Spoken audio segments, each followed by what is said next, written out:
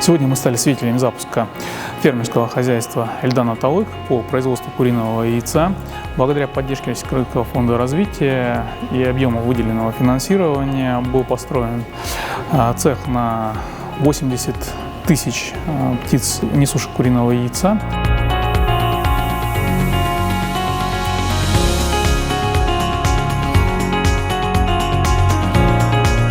Российский фонд развития выделил более $1 миллиона на реализацию этого проекта, а в купе с собственным финансированием компании стоимость проекта превысила $2 миллиона.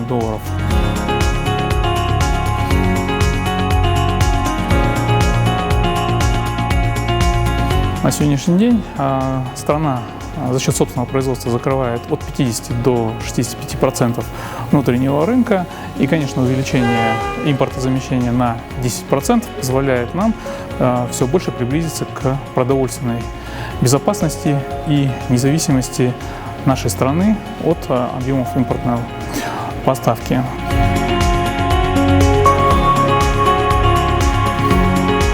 С прошлого года мы начали интенсивно форсировать постройку данного объекта, и уже вот спустя год мы запустили 3 цеха.